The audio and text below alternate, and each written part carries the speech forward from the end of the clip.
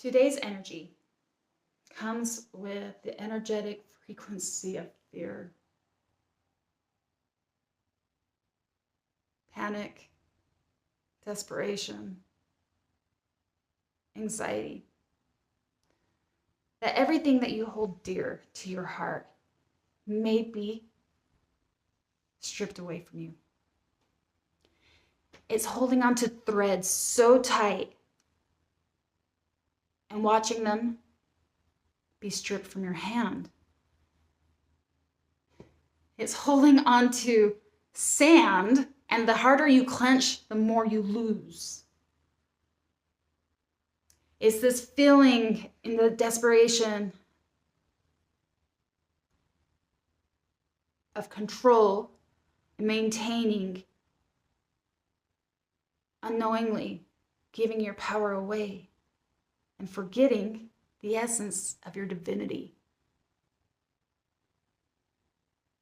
It's the dynamic of the oil and the water. It's the relationship of the two opposites that attract. It's your classic anxious attachment to that of the dismissive. It's the yin and the yang. It's the twin flame, the chaser and the runner.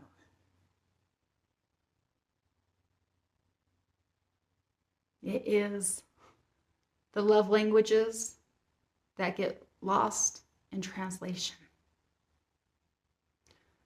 Welcome. If this is resonating with you, my hope is to give you clarity and insight and to remind you that the end is still conceptual. It's still ongoing. It's still unfolding. And our choices and our healing can significantly help the impact of where we're meant to go. I do readings for the collective, and I'd like to welcome you. I want to first say thank you, because energy is intimate. It's something I don't take lightly.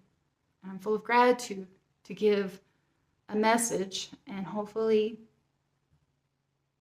remind your higher self, you, to ground and come back to the awareness of what's really being asked. So let's begin. When I say there's a fear of everything that you ever cherished being stripped from your heart center, is represented by the underlining energy of exactly that. It's the Four of Wands that comes in reverse. It's the instability, the uncertainty, not knowing what's coming next. It's the yearning of what was, right? The union, the celebration, the excitement, the way that you and your partner came together and lit one another up. It's like they saw parts of you that are rarely revealed. And then, over time, something has happened. But that's the fear. This is the anxiety. This is the desperation of wanting to hold, to go back to what was. So, we pull a card that best represents you. At the heart of the spread. And it comes the echo of regret. Regret lingers in the past, but it's lessons that can shape a brighter future. Regret, reflection, learning, forgiveness, healing, and growth. When I meditate and I look at this card, my loves, I can't help but feel like you carry the weight of this relationship on your shoulders. You feel like you are responsible for making this work. And there is this internal playback of the past conversations, past actions of what I could have done better, what I should have said, why did I do that? Oh, geez Louise. And you're beating yourself up. Meanwhile,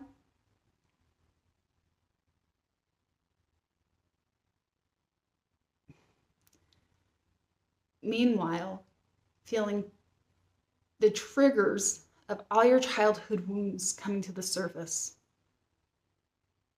a potential abandonment if you don't get this right. And the crossing energy feels like your partner. The mirroring of things that you guys can learn with one another. It's the King of Swords. The King of Swords doesn't necessarily mean that he doesn't feel emotion. What the King of Swords does, though, he uses his analytical mind. He uses logic, and profound truths to navigate him forward. While he still feels emotion, he refuses to be led by it. And I can't help but feel like this is like friction to your soul, because for you, my love, that concept's foreign. You love deep, you're sensitive, you're intuitive. You pay sharp attention to those micro movements so you can dissect what they mean. And that's that overthinking. That's that going back to past regrets. What could I have done? How could I have made this better? There's a song, and it really highlights the dismissive and anxious attachment being a relationship to a T. It's called Cause and Effect, and it's from Monette. And I will pin it in the comments or in the description box. But I went to it to because there's some potent lyrics in there, guys. And how this dynamic is just a mistranslation of love languages. What's happening is as you're working to love your partner so much, they're feeling pressure. And in that, they need space. And as they ask for space, you feel like it's danger.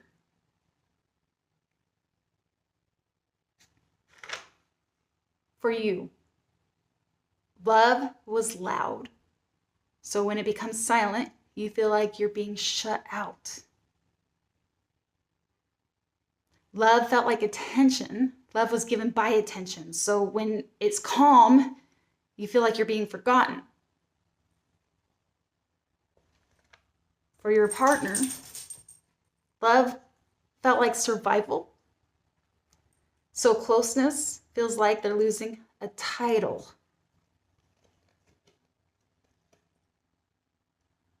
You guys are still loving one another, just in different ways. It's the shadows that are being asked to be looked at. And for you, is that fear of abandonment. That's why you're clinging so hard, my love. And when I ask, from your point of view, how do you see it? You show up as the Empress. You're showing me, I'm just loving, Crystal. I'm just loving with all my heart. And I think you're a big lover. I think that you would give anything to those you hold dear. But I think you might be getting a little confused in this desperation and this lack mentality, that you forget that the Empress, the true Empress, knows her divinity. She knows her worth. She knows she attracts good things because she is good. That her love is a frequency that magnetizes people to her because she allows things to just be. I can't help but feel like you've taken the Empress energy and turned it into a mother role in trying to fix everything, taking the whole relationship and feeling like it's your responsibility to succeed.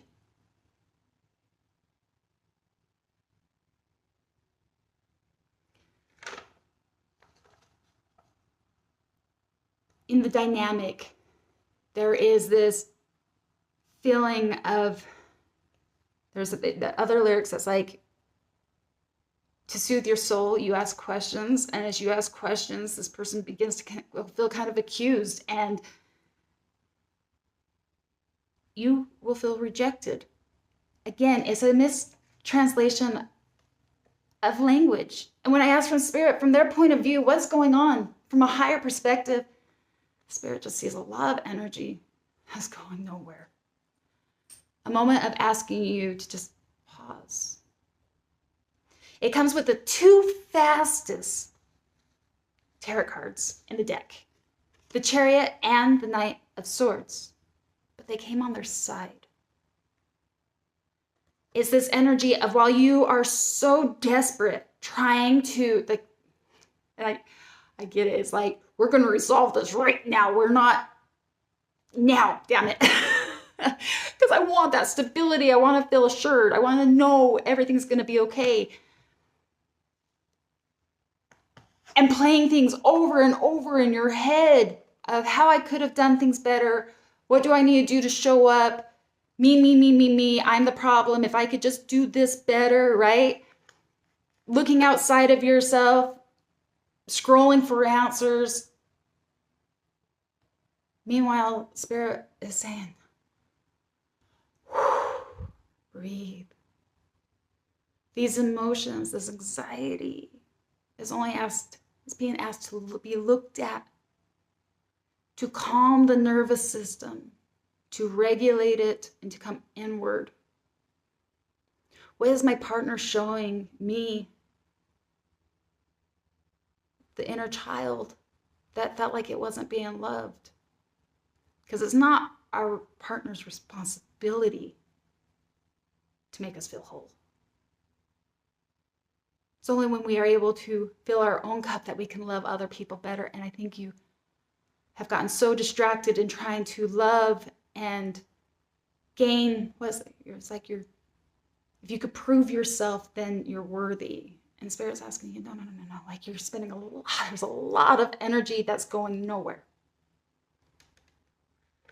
So the piece of advice, when you stop rolling all this energy in the stagnant, like,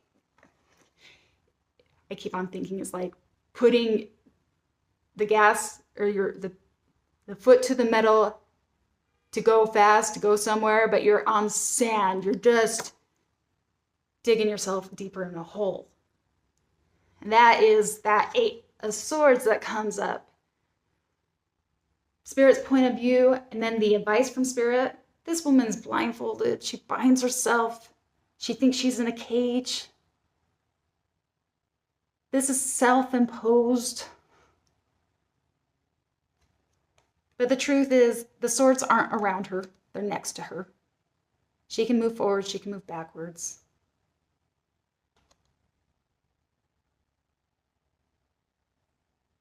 And this is coming to me too.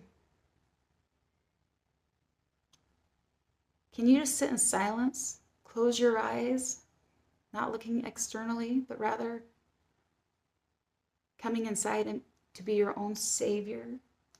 But moreover, when you're going through all these thoughts and these things that it's like you place these high expectations, and I think that's the childhood wound, right? Of being perfect, right? In order to be loved, it has to be earned.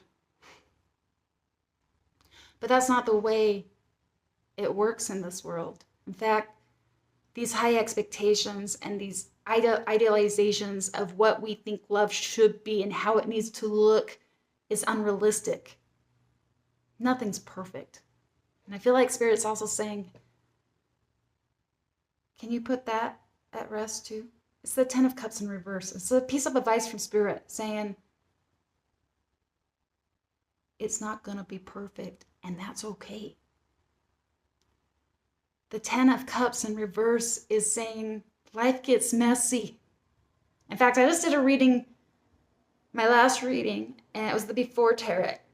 And the Ten of Cups came up. And before the actual tarot, it shows the family weathering the storm, weathering the rain, right? Before the rainbow comes out. It's the opposite of what we think the Ten of Cups should represent. And for your potential outcome, I feel like Spirit's saying, nothing is written. And I gotta say this, right? I think Everything plays out exactly as it's supposed to be. And our karma, and when I say karma, right, I think karma is the way we attract people, situations, circumstances, relationships, and they always have, it can be somebody completely new, completely different, but it always has the same outcome until we learn the lesson. That's how we break the karmic ties. We learn and we do and act differently. We show up differently. In this relationship, you have been trying so hard to self-correct, to make something, to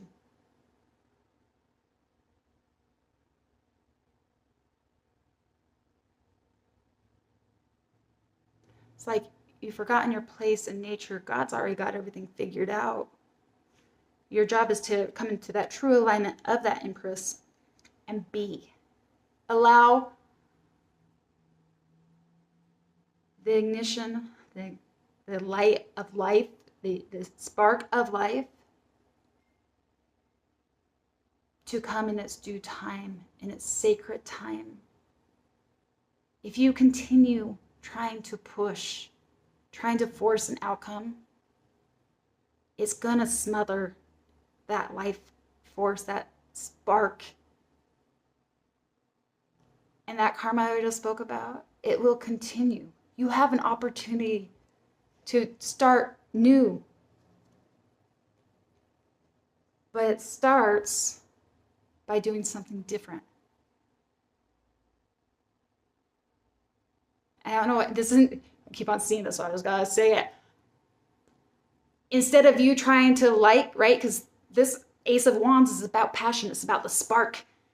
Instead of you trying to create the spark, you've already have used all your matches and the stick is wet and it's weathered and it's just, can you just focus on you and do that self-reflection and trust that God will reignite it as you work to realign? And this is the image that they keep on showing me. A strike of lightning that sparks it. God's got it. He knows when to re-spark the passion, the life force of everything.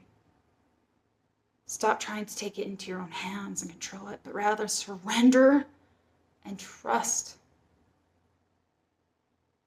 that in your healing, everything will begin to align. So I'm going to pause for a second. There is another oracle deck I would like to use. So, thank you. I'm going to pull an oracle card, and it's usually to help either pinpoint something that I may have missed, a message that Spirit wants you to hear.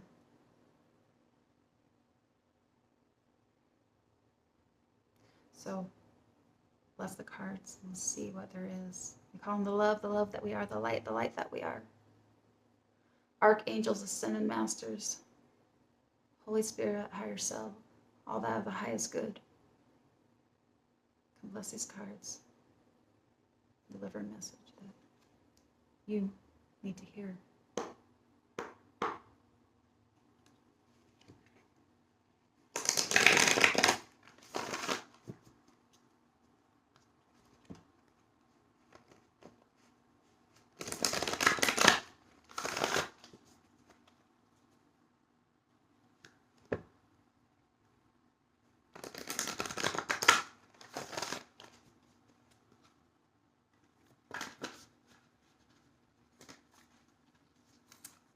Preferably just one, huh? Here we go. Oh my goodness. Maybe. Are you guys seeing that? Every time I go to shuffle, and I take jumpers, thus why I relay all the cards in advance.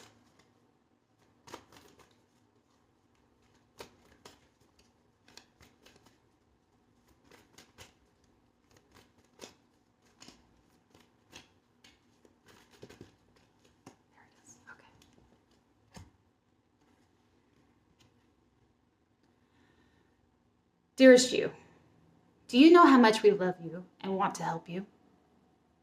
We are here for you, and we hear you ask for guidance. But you must let go and let us help you. You don't have to do it all. You've done your part. Now let us do ours. You would be awestruck if you knew how many strings were pulled through the matrix to give you what you need and desire. Spirit has a plan, and when you sign up to be the co-creator, you need to remember to allow the partnership. It's not one-sided. Your desires and plans meet up with those of Spirit. Remember, though, Spirit's timetable and ideas of how things will play out may be quite different from yours. Trust us. Spirit's ideas are amazing. Now let go and let us do the magic. Pay attention to other areas of your life, and before you know it, a miracle will have taken place. We love you so much. With love. That's absolutely beautiful. I was lighting up through that. If you haven't, after this, go check out that song. It's so telltale. And just recognize what you're facing right now. It's a miscommunication of love language. It doesn't mean your partner doesn't love you or doesn't care. But just like Spirit just said, let go, let God. Work on other things instead of trying to self-correct everything, and work on your own internal wounds. Let magic happen. I have so much love for you. If this reading has resonated, please do drop a like, subscribe, share. Helps our channel grow. And until next time, namaste.